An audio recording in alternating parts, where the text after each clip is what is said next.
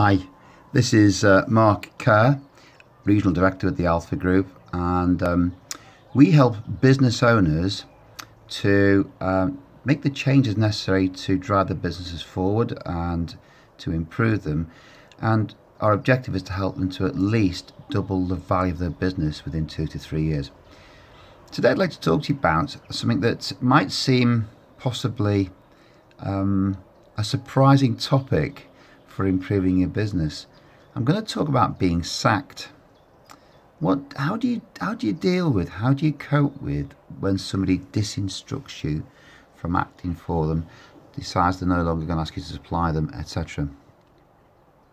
And the reason why I am raising this subject is I had to have this very similar dealing with somebody who was a friend, somebody I've known for over 30 years. I know what you're thinking, must have known since I was about 6. But unfortunately, one of his colleagues handled the matter and so badly we've had to ask them to stop acting for us. Now, at first, when I spoke to him and explained what his colleague had done and explained that actually it wasn't just my decision, but I had a board of directors expecting me to do the necessary and find another supplier, he was naturally disappointed and we started to exchange the sort of emails you might expect.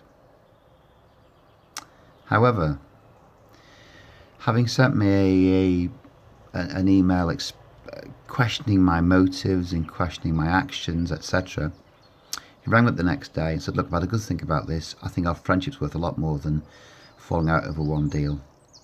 I will do whatever you want to help you to smoothly transfer this job to somebody else." So he took all the heat out of the situation.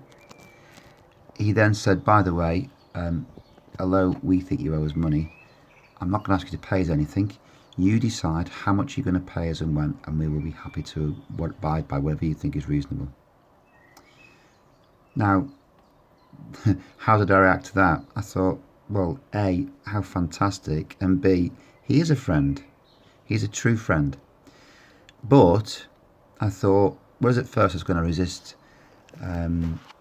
paying him or his business for the work they'd done because I thought it was of poor quality.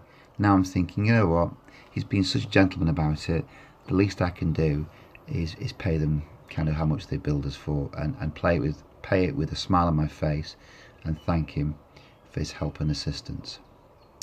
So my surprising advice for you today perhaps is, when you get into this situation and it comes to a parting of the ways and it's inevitable, there's nothing you can do about it, I think be as gentlemanly or as ladylike as you can be about it. Treat the customer the way you would want to be treated yourself and let them walk away with good grace, because you know what, they can come back and they may well come back. Oh, and by the way, what I didn't say was having had a conversation or a meeting with my friend about the poor performance, that night I was in a pub and I spent probably 20 minutes explaining what a rotten deal I thought I'd had. Now I feel terrible about doing that, and I certainly won't be repeating that conversation with anybody else. So here's my strong advice: if somebody's going to sack you, then please treat them as you would wish to be treated in the same circumstances, because you know what, you don't want to burn your bridges, and relationships can and will last even despite having problems. This is Mark Kerr from the Alpha Group, and I wish you all a very good afternoon. See you tomorrow.